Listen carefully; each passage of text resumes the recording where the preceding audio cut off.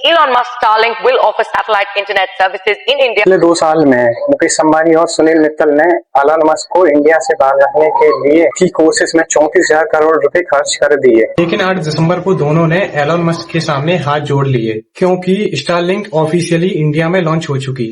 8,000 crore per month space से internet, और ये अनाउंसमेंट सुनकर ही मुझे लगता है जियो और एयरटेल का धंधा खतरे में आ चुका है, क्योंकि जिन लोगों ने इंडिया में सालों से इंटरनेट मोनोपोली बना रखी थी, आज वो एक फॉरेन कंपनी के सामने झुक रहे हैं, जो जमीन पर एक भी टावर नहीं लगाएगी, एक भी केबल नहीं बिछाएगी, बस स्पेस से तुम्हारे घर तक इंटरनेट देगी। लेकिन असली कहानी स्टारलिंक की प्राइसिंग की नहीं है। असली कहानी ये है, अंबानी जिन्होंने आज तक कभी किसी के हार नहीं मानी, इन्होंने एलन मस्क के सामने हार कैसे मान ली? गवर्नमेंट ने क्यों उनकी 34,000 करोड़ की बात इग्नोर कर दी? सबसे डेंजर पार्ट, जो तुम्हें कोई नहीं बताएगा, अगले कुछ दिनों में क्या होने वाला, जो इंडिया के टेलीकॉम सेक्टर को हमेशा के लिए बदल देगा।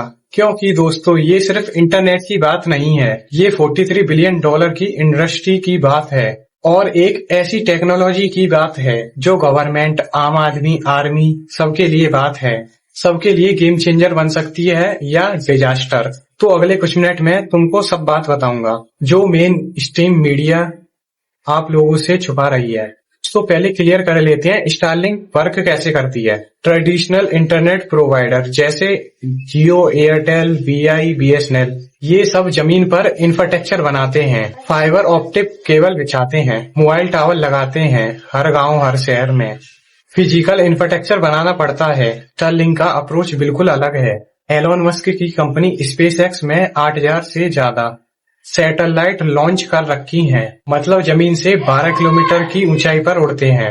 अब सोचिए कि ये स्पेस से आ रही है, कोई फाइबर केबल नहीं, कोई मोबाइल टावर नहीं, एक सैटेलाइट डिश चाहिए जो क्लियर स्काई को देख सके। लेकिन इंडिया में एंट्री इतनी इजी नहीं थी।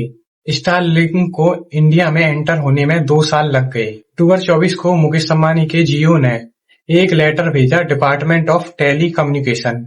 उनकी डिमांड सैटेलाइट स्पेक्ट्रम को ऑक्शन के थ्रू एलोकेट किया जाए, बिल्कुल वैसे ही जैसे 4G और 5G स्पेक्ट्रम ऑक्शन हुआ था। उनका आर्ग्यूमेंट था कि अगर स्टारलिंक जैसी कंपनी के फ्री में या नॉर्मल प्राइस पर मिल जाए, ये अनफेयर कंपटीशन है, क्योंकि जियो ने बिलियंस ऑफ डॉलर इन्वेस्टमेंट किए हैं। स्पेक्ट्रम ऑक्शन के एक दिन बाद सुनील मित्तल, भारतीय एयरटेल के चेयरमैन, सेम स्टैंड लेते हैं। उन्होंने कहा कि सैटेलाइट कंपनियों को भी स्पेक्ट्रम ऑक्शन में पार्टिसिपेट करना चाहिए, सेम लाइसेंस फीस देनी चाहिए। लेकिन इधर एक ट्विस्ट आता है। मित्तल का ऑलरेडी OneWeb में इन्वेस्टमेंट है, जो खुद एक सैटेलाइट इंटरनेट कंपनी है, और जियो का पार्टनरशिप है SES के साथ अपनी जियो स्पेस फाइबर सर्विस के लिए। अगर आपको वीडियो अच्छी लगी हो तो लाइक करें, कमेंट करें, सब्सक्राइब करें।